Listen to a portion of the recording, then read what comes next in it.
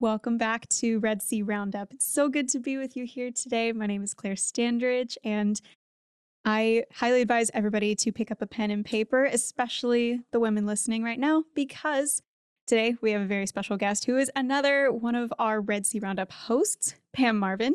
We're talking about the other vital sign, and that is women's cycles. Pam, how are you today? I'm great, Claire. I'm so thankful that you asked me to even come do this. I hardly ever get to talk shop.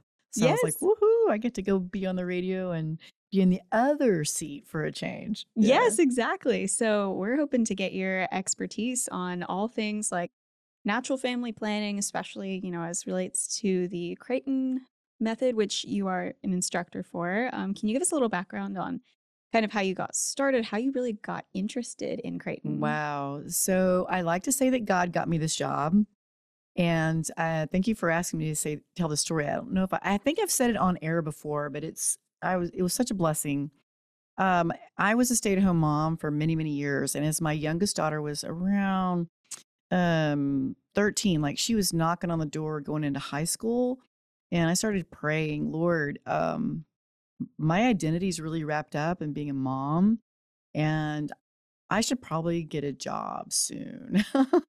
The Lord, I really don't want to work yet, but if you want me to work, please have someone walk up to me, tell me about the job, and offer to pay for my education, because I was like, I'll probably get an advanced degree. I really wanted to. I'd always kind of wanted to. And then one day after daily mass, my friend and physician, Dr. Anna Damian, we met on the sidewalk outside of church, and she said, "Hey, Pam, we just created this new position at my church, at my clinic for a fertility care practitioner. You know what? You'd be really good at it. And by the way, we'll send you to Omaha for your training."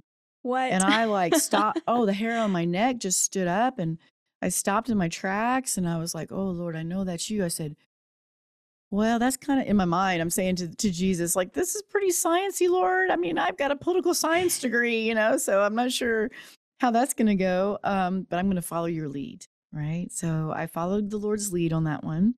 And to make a long story short, he knows how to satisfy our hearts better than we do. And it has been wonderful because I get to, in a way, get to mother my clients. I get a lot of young couples in there and young women who are having cycle issues and things like that. So I get to mother them. This year, I will have been doing it now for 9 years. Wow, Yeah, that is it's been wonderful. such a blessing. I can't even tell you.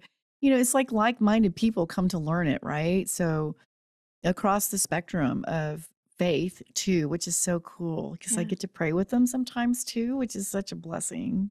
that is so, so great.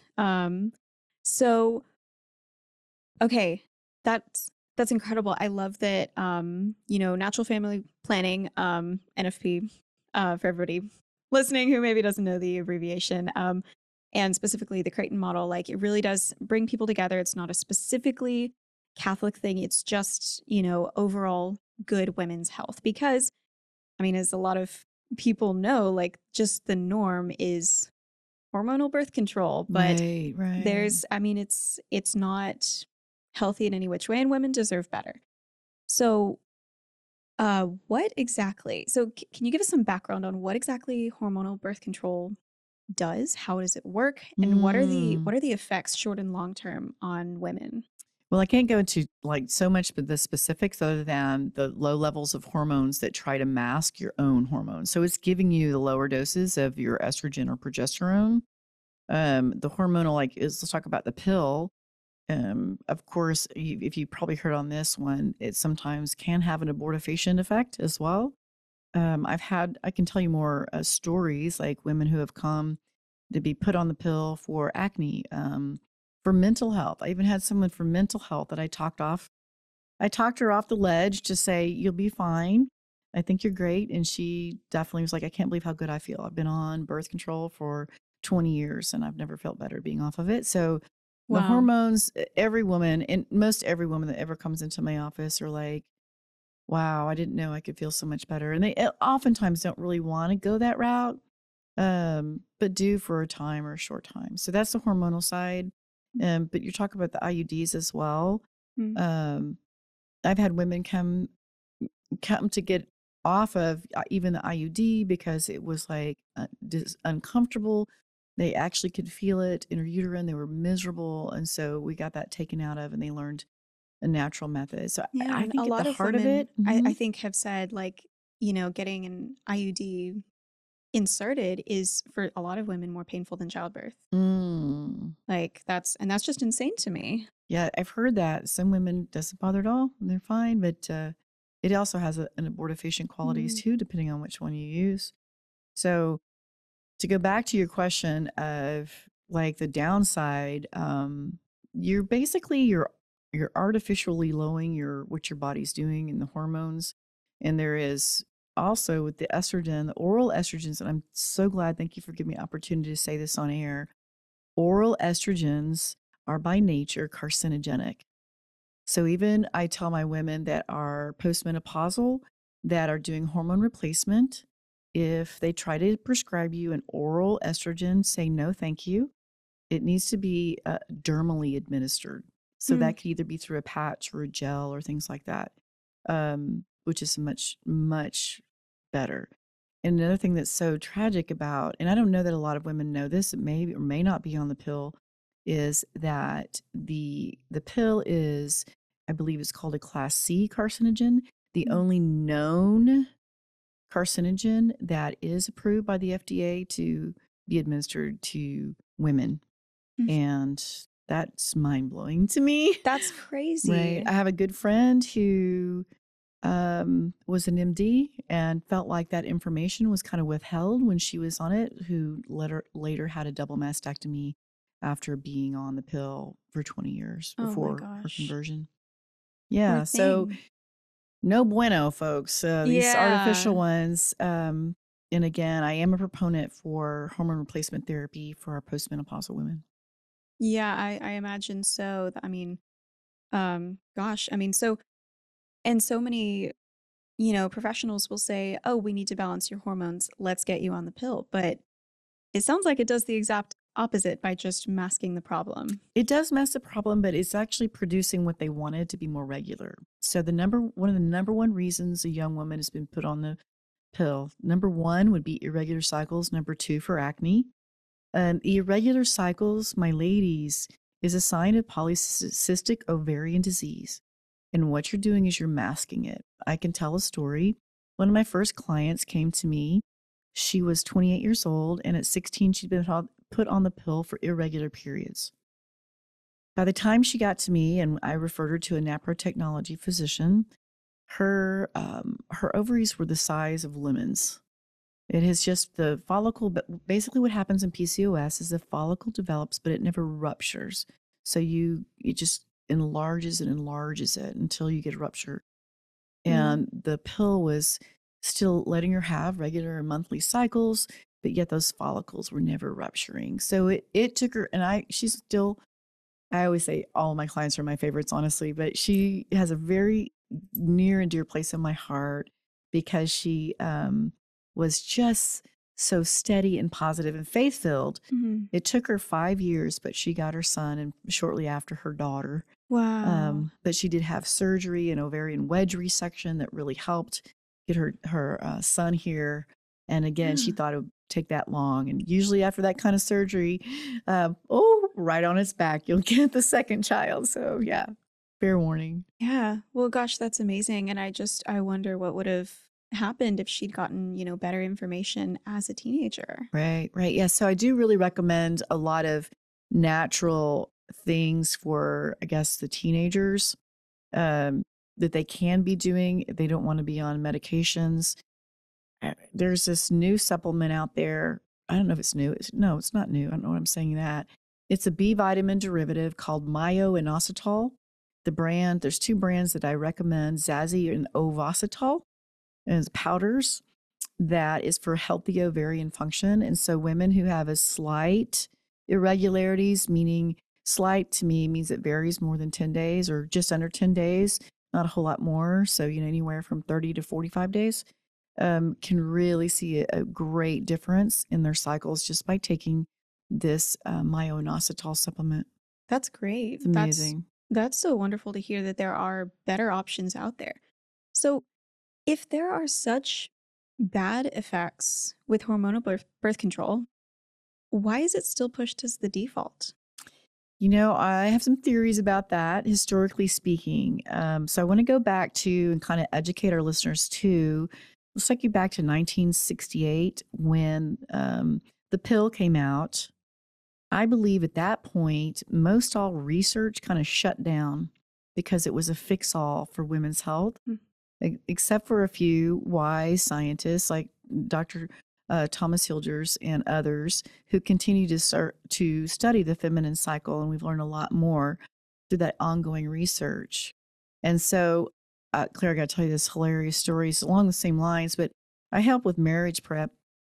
And there's been a couple different times, a couple years apart, where I've gone on and, I've given the presentation about just the human anatomy and the way it all works and cervical crypts and all of this, which is usually news to the couples. It's new. But my animal science majors have told me, oh, Miss Marvin, we learned that about the cattle. And we haven't learned it we don't learn it in human A and P, but we do learn it in bovine. What? Yeah, so that's really a thing. So I say that's one of the reasons I have a job is I get to teach that science. Yeah. Oh, that is so funny. Oh my gosh, that It's true. Yeah. I think that's a bovine great story. It's A&P. like, really? Okay. That is so funny. So, yeah, what a shame that, it's the synthetic, fake, birth control that's been Hmm. pushed for so long. Over I don't even know how long. Back in I think it was September or August, I talked with Paula Gallagher of Catholic Infertility Resources, and she said that there is a worldwide decline in fertility. Hmm. Do you think those two are connected? What to? Like The this the prevalence of hormonal birth? hormonal birth control. I would say that's definitely a factor. I think there's so many factors. A lot of people may say that was part of it, that easy fix that some women just want because it's just so easy. I would also argue that, and there's lots of evidence to support that we are now under a much more toxic load in our environmental, our food. So the toxic load, say, that I had is different from what you have, Mm-hmm. and that what my mother had or her mother had. You're hearing a lot about the microplastics now. I would say there's a lot. One of the things that's been detrimental to our environment too is, these they're forever chemicals like the estrogen. The ladies who've taken the pill for all these years, that's now in the water in our runoff systems and things like that. Who then we're absorbing a lot more estrogens, right? And so what happens? We have those two main balancing hormones the women do. Pre-peak is estrogen and post-peak is progesterone. Well, if you have a lot of those environmental estrogens, we're soaking in those. So I see a lot of estrogen dominance in the women, and our poor little progesterone can't keep up with it. So Mm-hmm. about 90 to 95% of every woman in her chart, I can see a sign of some low progesterone. And I think that might be the environmental toxicity, honestly, food, water, all the things. Interesting. Do you Yeah, think the high levels of estrogen in like the water and, everything like you're saying, is that also affecting testosterone in men? absolutely. Yeah. Absolutely it is. Yeah. Right. Gosh, I mean, I'm sure that just affects everything. It really does. Yeah, goodness. Yeah, I Well, mean, everybody well knows the story, how it can change frogs in the water from male to female. yeah, Yeah. that's wild. The Yeah. effeminization, some people do equate the male effeminization that's been going on Mm. in our country for the last 20 years, partially because of this estrogen dominance. Yeah, goodness. Well, with that being said, I mean, that's the state of things, that's the world we live in, but what does natural family planning have to offer, and how does NFP like Mm, differ? What makes it right. different? Well, the number one word I like to describe this is a freedom. Mm. There's a lot of times that I get young couples in there and the women will say, I just feel there's so much freedom in this education. So with natural family planning, we're teaching across the models your window of fertility. So then it becomes your choice whether you want to avoid or achieve a pregnancy. Now, Claire, I also want to take you back to Humani Vitae, Pope Paul VI. I want to take you there briefly. He said, as part of his reason for writing Humani Vitae, of course, it was one of the most prophetic documents. We could do a whole show on that too, if you ever wanted to, because I love talking about Humani Vitae. I am not opposed. Yeah. But one of the things he said was that I believe that young people need a natural way to have to curb their natural passions and appetites, meaning for sexuality, right? Yeah. And so that's why he believed to still do natural family planning. There'll be, depending on the woman's cycle, anywhere from a week to maybe a week and a half, depending on her body, of abstinence, right? As a way to curb our passions. And I thought that was just so beautiful because look at our culture. Nobody wants to have self-discipline anymore. That's why I don't know about you, but I love that. What's his name? Jocko Link or something? He's like this big Navy SEAL dude that comes and teaches a lot about discipline. He's the one that came up with the good. If you see the Aggie thing or the baseball last year, they had good. Oh, yeah. I know what you're talking about. He was like, his staff would come to him and say, is that him? We're having a lot of difficulty with this and that. And he'd go, good. So adversity breeds discipline and education and power. So it's an education with natural family planning, and a natural means to curb our passions.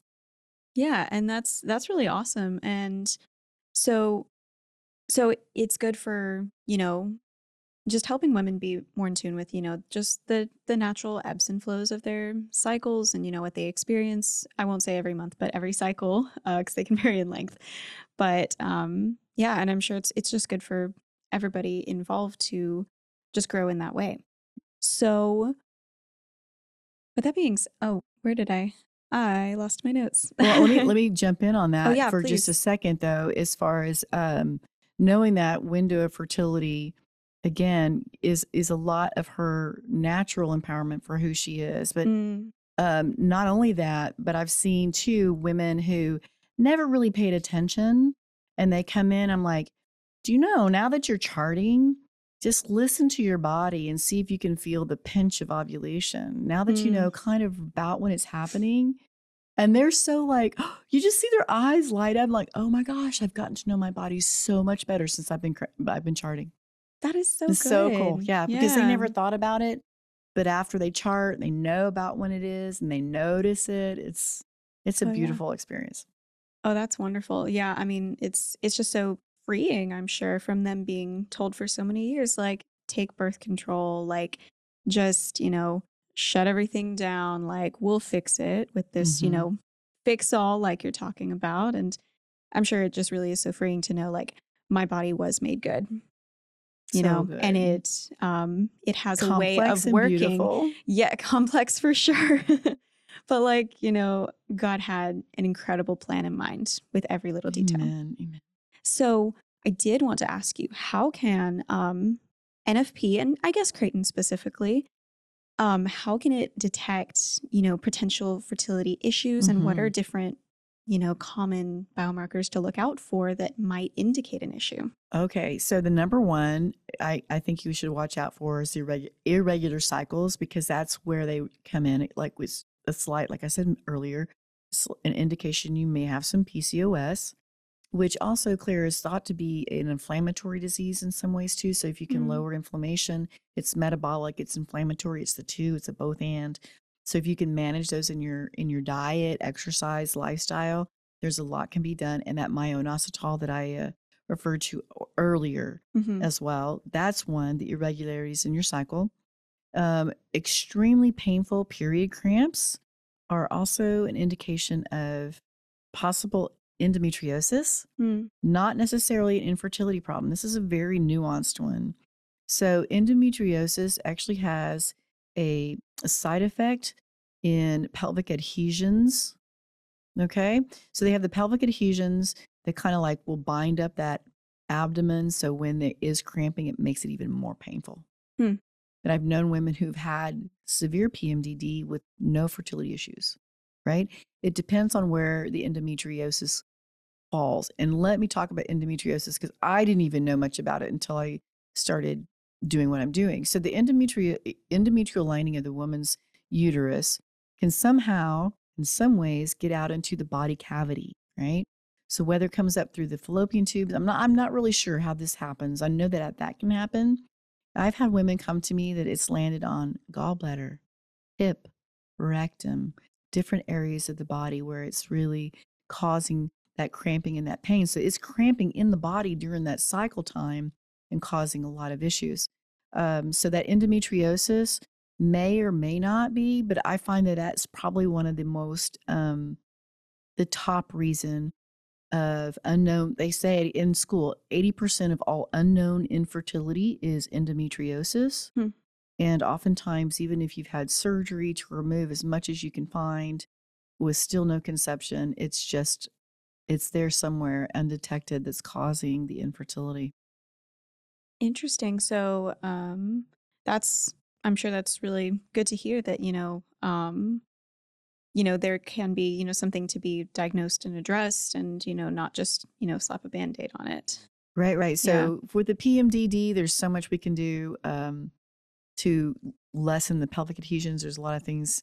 I've had anywhere from Pilates to help with the adhesions to lower it, Really? to going dairy free as well. And post peak phase can Hmm. lower the pain because it's, again, the dairy seems to really irritate it. So a lot of times the diet of, gluten, dairy, and sugar Hmm. post peak can really help to lessen those pain and symptoms of really painful period cramps. But generally it's going to be endometriosis. But I always tell my ladies, you don't know if it's going to affect your fertility. So I'm not that concerned. I've seen women where the pregnancy has really kind of rectified it. Because if you think about it, it's basically kind of with the expansion of the uterus, if it was on the uterus or somewhere there, it can help to relieve that and like eliminate it in some ways. It's really odd, this endometriosis. So those are the main ways. You were asking about different kinds of symptoms. Well, Yeah, just symptoms that women they might be charting, they might not be charting, but just mm-hmm. symptoms to look out for that might seem common but are not normal. Right, right. Just like you I said, would, period cramps, right? right. The other big one is these signs of low progesterone in the post peak phase. I say there's mild, moderate to severe. So the mild one I see very often, it's very common, is tail end brown bleeding for a menstrual cycle. For about 3 days, 4 days or more. You're basically, what's happening is the progesterone's not doing its job to get a good shed. So you're having this brown bleed later and longer after your period. That's what I call a mild. And that can probably be overcome with even over the counter creams and things about that nature. Now, the second one that can be a little more severe is a premenstrual bleed. So a real period is defined as beginning with a light, medium, or heavy day and going right into a decrescendo after that. So, the crescendo, decrescendo, like in music. So if you are having like 2 very light days before you get a medium or heavy day, that is a moderate level of progesterone problematic. Like, I definitely would recommend going to seeing a physician before you get pregnant. Go to see a physician to get on some supplementation if you have that symptom before you get pregnant, for sure. Yeah, because it sounds like, as someone who is not a professional in any way, just kind of outside looking in, it sounds like the reason that would happen is because your body's trying to produce, the right hormones to start, your menstrual phase, and it just can't. Am I hearing this correctly? I'm not 100% sure what starts. I know it's the progesterone at some point that has that little switch that makes the periods stop. But I definitely know that the insufficient progesterone is what all that brown bleeding is about, right? I've seen ladies that have, you know, 2 or 3, 4 days of even brown bleed before her period starts. Oh, That's another wow. part of it. I've seen the brown bleeding go right up to ovulation. That's still, a little more Goodness. dramatic, and what's needed is that, it's just that insufficiency. Well, that's certainly good to know.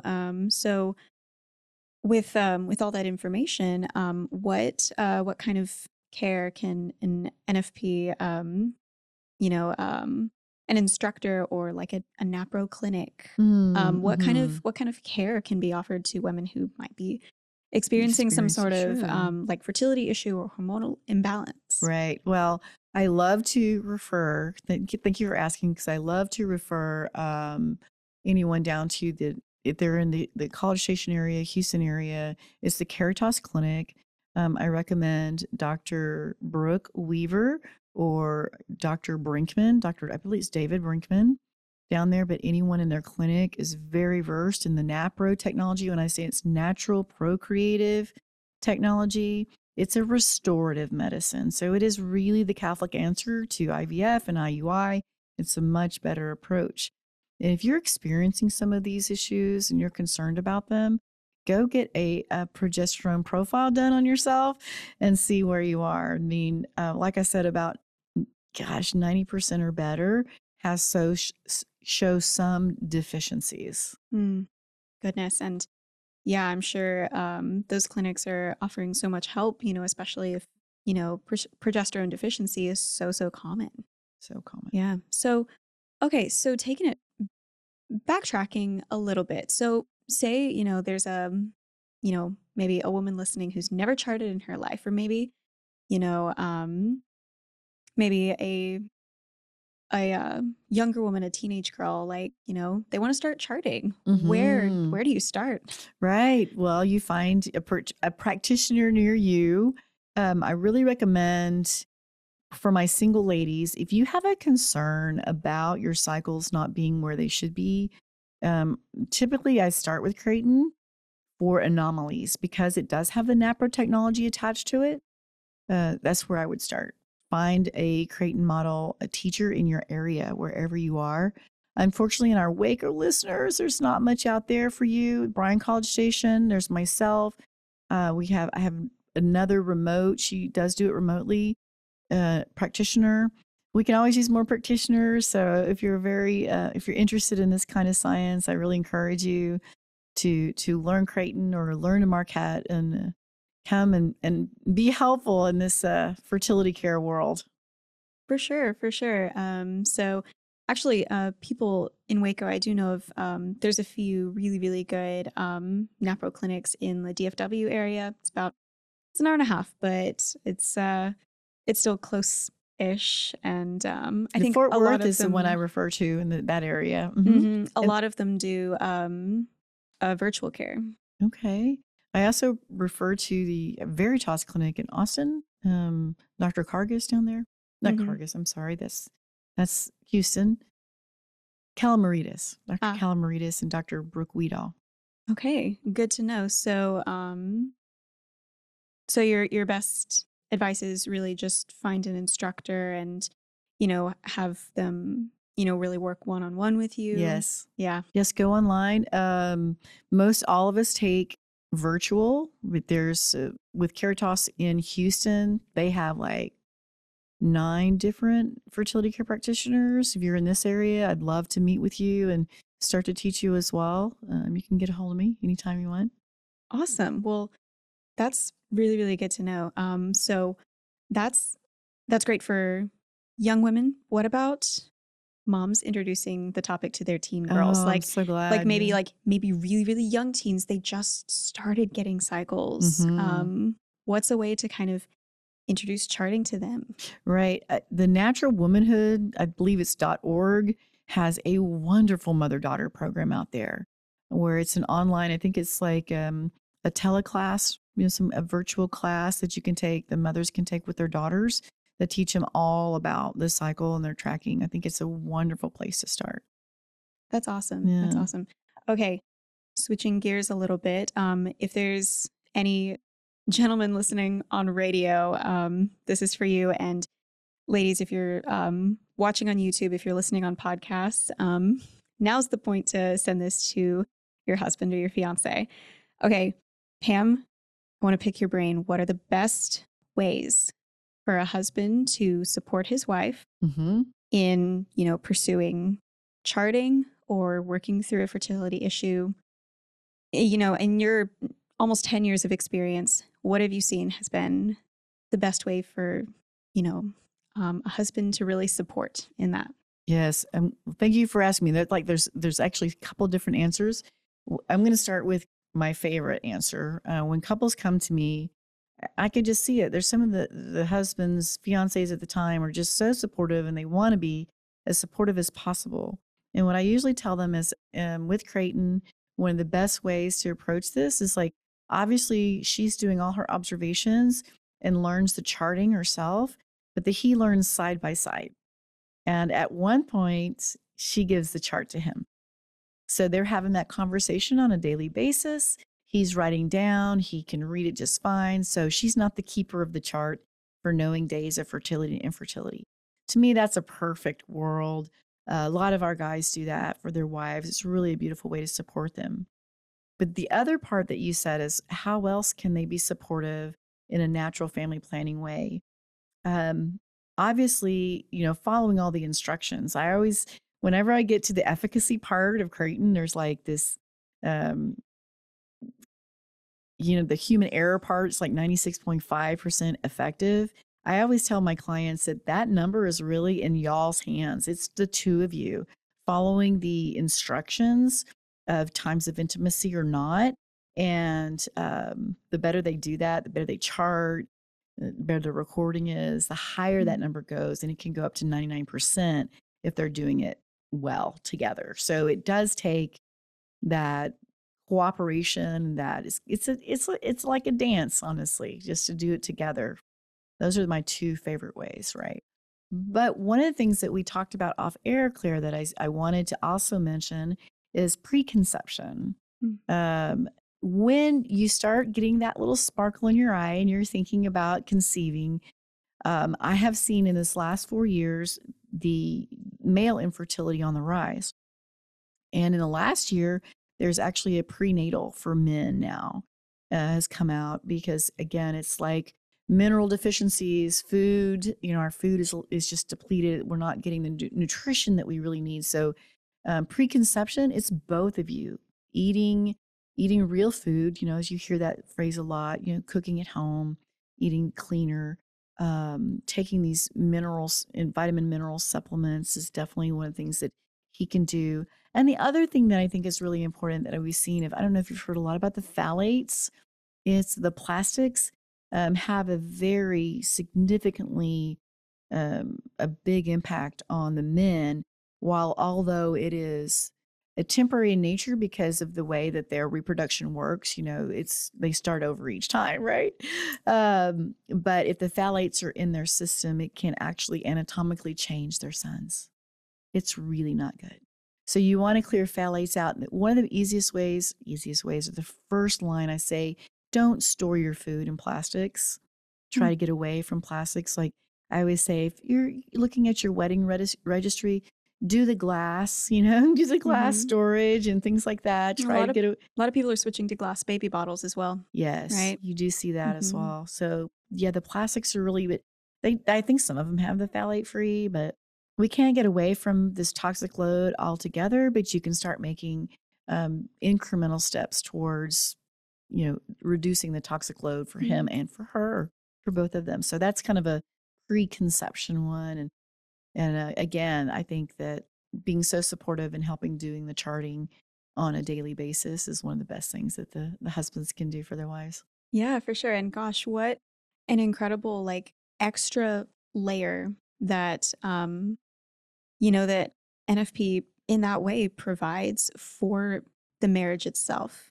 It adds that extra layer of teamwork of, you the two of you working together towards a goal and the two of you, setting, like you said, setting your own in the moment desires aside for the good of the other, for the good of the family that you are fostering together. It's so wonderful. And it's so incredible to see. And actually, going back to, sorry, my, my brain ping pongs to different things at different points. What you were saying about eating whole foods, something that made a huge difference when my husband and I really started to say, okay, we should not get McDonald's as often, right? It was the easiest thing in the world to start cooking more at home when we realized how versatile sheet pan dinners are. Nice. Like, Good for you. seriously, like just the, you know, get some vegetables, make a thing of rice, pick your protein. Usually it's chicken thighs. Just pop it in the oven with some oil and your favorite seasonings. Bam. Mhm. And if you want, put a sauce on top. It's great. Do you know, I want to say that's what 2020, the COVID era did for us a lot of times. It forced us back home to cooking a little bit more. And we rarely go out to eat. Like we're steak eaters. We love a good steak. And we're like, yeah, we make them better at home. We make Honestly, our steaks better at home than that's us we go to too. the restaurants and Yeah, whatnot. we'd much prefer to make steaks at home than go out. Of course, I'm very excited for the day when I don't have to get my steak well done. Very excited. But Yeah. so wrapping up here. Mhm.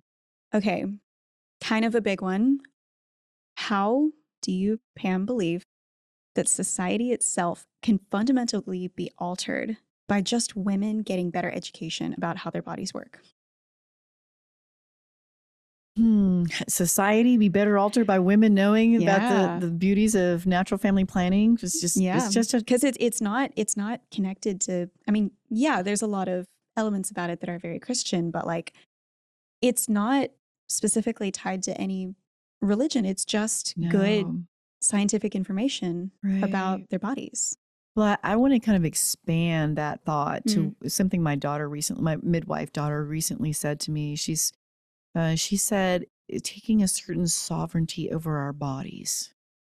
So, what that means to me, and you may chime in a little bit if it tickles something in your brain, but what it means to me is that we take more ownership along with, to me, our Lord, the Holy Spirit, Blessed Mother, to really spend time in prayer about we're all different as women, and the way we respond to the world between diet, exercise, food, it's all different. And I'm going to add clothing, and we could talk about another show on that, but natural fibers. It's a sovereignty that belongs really to God, and it's between you and God to help with your own personal health. And NFP, I think, is a large part of that. You know, we want to talk about chemical free as much as possible, and really getting back to our roots of just pure whole foods, being simplistic. I don't know. My spiritual life, the older I've gotten, the more I understand that God, He really keeps it simple for us. And so I want to equate that to with the women's health and again, the fertility being his and hers, because you only have half the whole system. Yeah. You need two. So again, saying that about the freedom that comes with knowing our bodies in just that way, I want to challenge us to expand it, not just with the fertility, but what we're taking in, and not just with food, but let's talk about like media in our eyes, our senses, and think of being our best self and a certain amount of purity that's needed too. And that you can see how that sovereignty and ownership and having our bodies belong totally to God kind of comes into play. So I hope that answers your question. Yeah, that certainly. I mean, it would just help the people in society, function better. They would, take ownership of the things that they think, and they wouldn't just, absorb media, just because so and so said it on the news, who knows, Mm-hmm. like it's like, okay, go and do your own research as well. Like find good research and of course pursue your relationship with the Lord and see what he, like the creator of all things, says to be true. And ultimately it is that you are good and you were created so good. So good. That's And right. so many people I think would benefit from I guess relearning that they were created good as they are. That's so beautiful. Yeah. So Pam, just before we really wrap up, any final thoughts and wisdom for the You know, women listening who want to yes, pursue? yes. So I just kind of want to reiterate the importance of treating your body well. We mentioned cleaner eating, cleaning up your environment. I'll also say like the toxicity in your environment. I recommend an app called EWG, Environmental Working Group, where you can look and see the toxicity of the different household products. and choose wiser. So you're lowering your toxic load. So preconception is really important to me, taking care of your fertility. Guys, again, the prenatals for both men and women, I was telling Claire before, if you read the label, a good prenatal vitamin will have folate and not folic acid.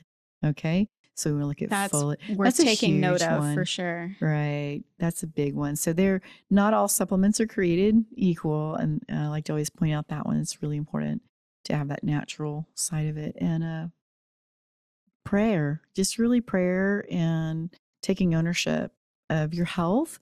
I like to say that we all are our own detectives in our health because we're all created beautifully, wonderfully, as you said, but we're all very different in the way we react to things between our historic genetic download and all of those different things. And so we need to be mindful of each of those. So there's not a one size perfect human diet. Can I say that? There's a lot of people that do advocate for the perfect human diet.